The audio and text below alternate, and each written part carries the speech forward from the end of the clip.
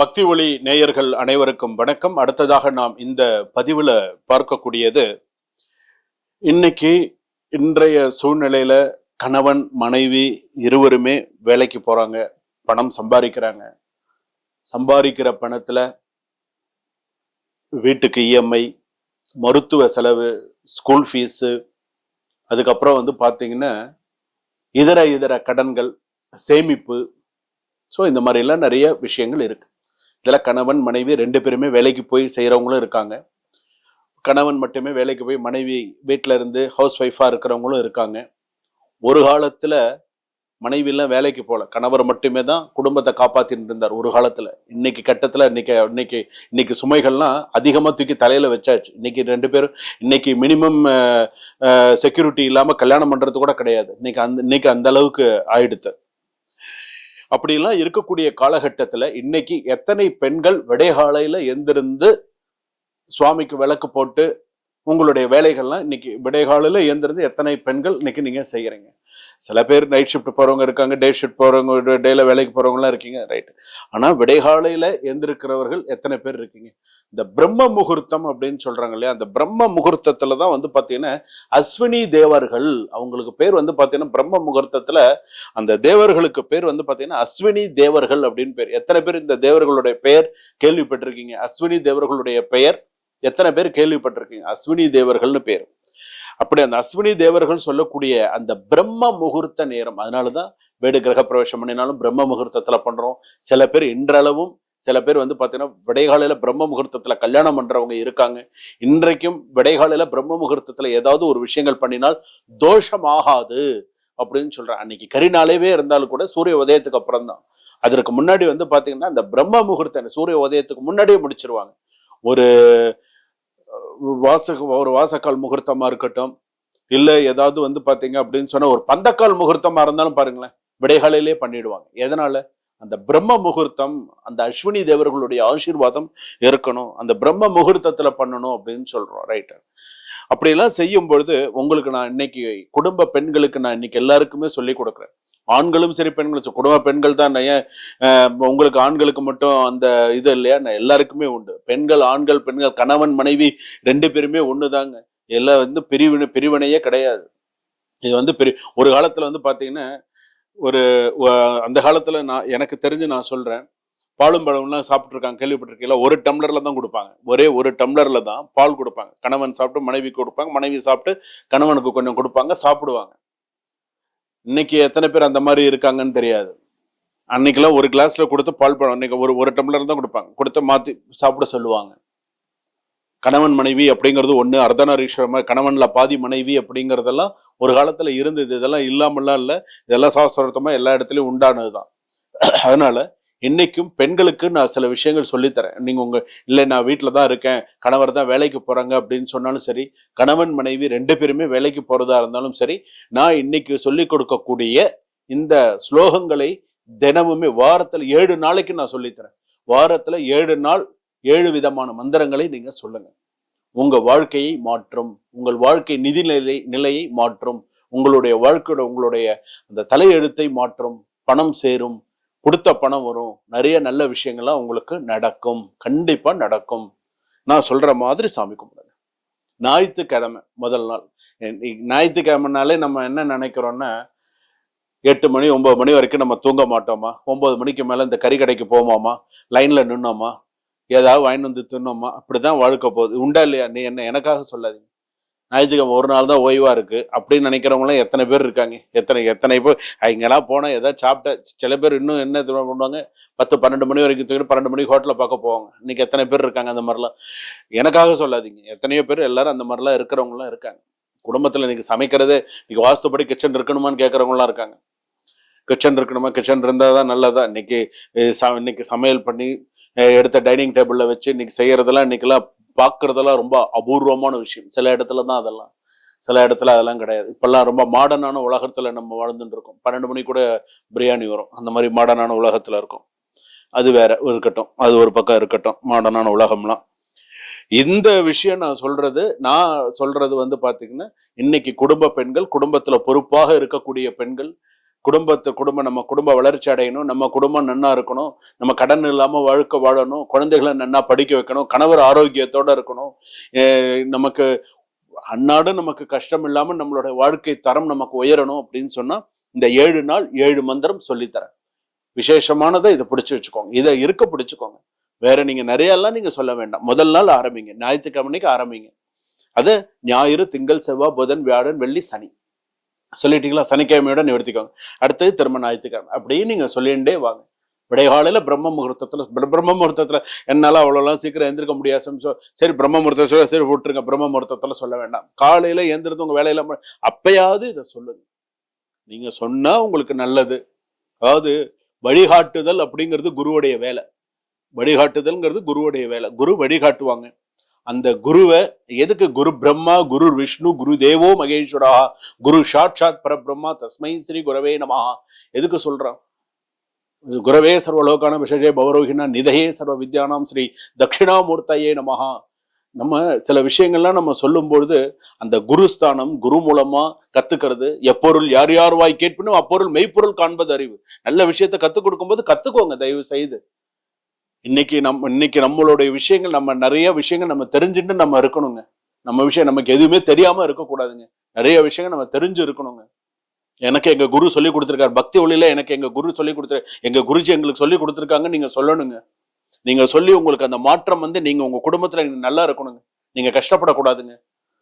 வாழ்க்கையில கஷ்டப்படுறதுங்கிறது ஒண்ணு, அந்த கஷ்டம் இல்லாமல், அதாவது என்னைக்குமே விதி வலியதுன்னு சொல்றாங்க, அந்த விதி மாறக்கூடியதுன்னு சில பேர் சொல்றாங்கல்ல. எனக்கு ஏதாவது கொஞ்சமாவது மாறாதா அப்படின்னு சொல்லலாம். எதுக்கு தலைக்கு தலைப்பாகையோட போகுதுன்னு சொல்லி அந்த கதை உங்களுக்கு தெரியாது இல்லை, நான் சொல்லணுங்கிறது கிடையாது.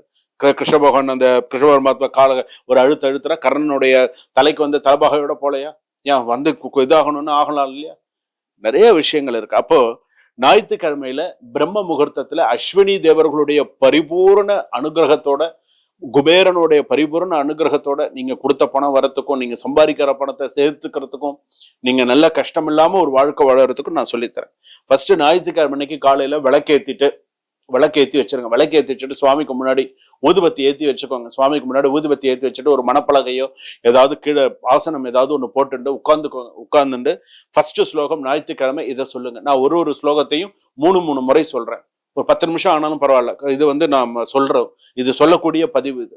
அதனால இது நீங்க கண்டிப்பா நீங்க இது பண்ணுங்க. முதல் ஞாயிற்றுக்கிழமை அன்னைக்கு ஒரு ஸ்லோகமும் 3 முறை சொல்லித்தரேன். நீங்க சொல்லுங்க. உங்க வாழ்க்கை வளம், செல்வ வளம் பெருகும். அமோகமா இருப்பீங்க உங்க வாழ்க்கையில. முதல் நாள் ஞாயிற்றுக்கிழமை அன்னைக்கு ஓம் செல்வகுமாராய, நல்லா ஞாபகம் வச்சுக்கோங்க, ஓம் செல்வகுமாராய சகல சித்திம் குபேர ஆசீர்வாத அனுகிரகம் குரு குரு அப்படின்னு ஆரம்பிக்கணும். குபேர பகவானுடைய ஆசீர்வாதத்தோட ஆரம்பிக்கணும். ஓம் செல்வ குபேராய சகல சித்திம் குபேர ஆசீர்வாத அனுகிரகம் குரு குரு. ஓம் செல்வ குபேராய சகல சித்திம் குபேர ஆசீர்வாத அனுகிரகம் குரு குரு. ஞாயிற்றுக்கிழமை அன்னைக்கு இந்த மந்திரத்தை சொல்லணும் ஃபர்ஸ்ட். அடுத்ததாக திங்கக்கிழமை, ஞாயிற்றுக்கிழமைக்கு அடுத்தது திங்கக்கிழமை இதை எத்தனை தடவை சொல்லணும்? 11 முறை சொல்லணும். உட்கார்ந்து 11, அதுக்கு மேல உங்களோட இஷ்டம். நீங்க 27 முறை சொல்லுங்க, 108 முறை சொல்லுங்க, அது உங்களுடைய விருப்பம். ஆனால் முதலா சொல்லும்போது நீங்க குறைஞ்சபட்சம் 11 முறையாக சொல்லுங்க. ஓம் செல்வ குபேராய சகல சித்திம் குபேர ஆசீர்வாத அனுகிரகம். குபேரனுடைய ஆசீர்வாதம் எனக்கு இருக்கணும். குபேர ஆசீர்வாத அனுகிரகம் குரு குரு, அனுகிரகம் புரியணும் அதுன்னு சொல்லி முதல்ல பிரார்த்தனை வச்சுக்கோங்க. திங்கக்கிழமை அன்னைக்கு ஓம் ஐஸ்வர்ய குபேராய நமஹா, ஓம் ஐஸ்வர்ய குபேராய நமஹா, ஓம் ஐஸ்வர்ய குபேராய நமஹா. திங்கக்கிழமை அன்னைக்கு சொல்ல வேண்டிய மந்திரம். செவ்வாய்க்கிழமை அன்னைக்கு சொல்ல வேண்டிய மந்திரம் ஓம் லக்ஷ்மி குபேராய நமஹா, ஓம் லக்ஷ்மி குபேராய நமஹா, ஓம் லக்ஷ்மி குபேராய நமஹா. இது செவ்வாய்க்கிழமை அன்னைக்கு. புதன்கிழமை அன்னைக்கு நீங்க சொல்ல வேண்டியது ஓம் ரத்தன நிதி குபேராய நமஹா, ஓம் ரத்தன நிதி குபேராய நமஹா, ஓம் ரத்தன நிதி குபேராய நமஹா சொல்லணும். வியாழக்கிழமை அன்னைக்கு நீங்க சொல்ல வேண்டியது ஓம் கனக நிதி குபேராய நமஹா.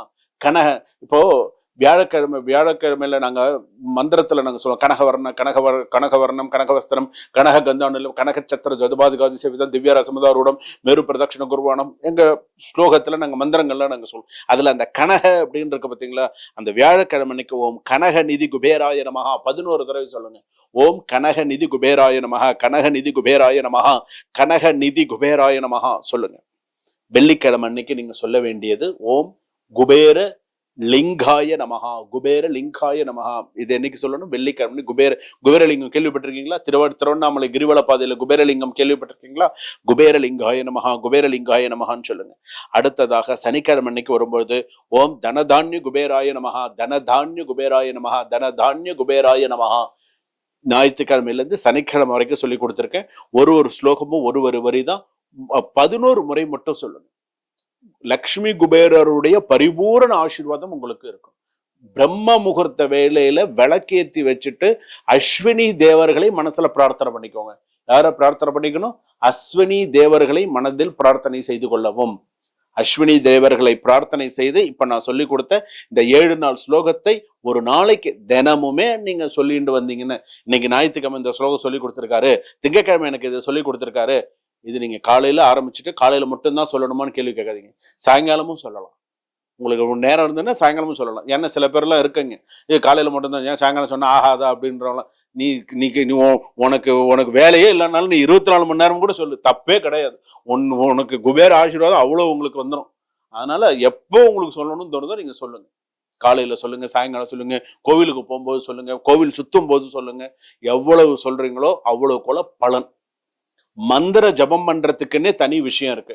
வாயை அசைச்சு மந்திர ஜபம் பண்ணினா என்ன பலன், வாயே அசையாம இருந்து நம்ம ஜபம் பண்ணினா என்ன பலன், ருத்ராட்சத்தை வச்சு ஜபம் பண்ணினா என்ன பலன், ஸ்படிகத்தை வச்சு ஜபம் பண்ணினா என்ன பலன், துளசி மாலை வச்சு ஜபம் பண்ணினா என்ன பலன், எதுல உட்கார்ந்து ஜபம் பண்ணினா என்ன பலன், இவ்வளவும் இருக்கு. சரிங்களா?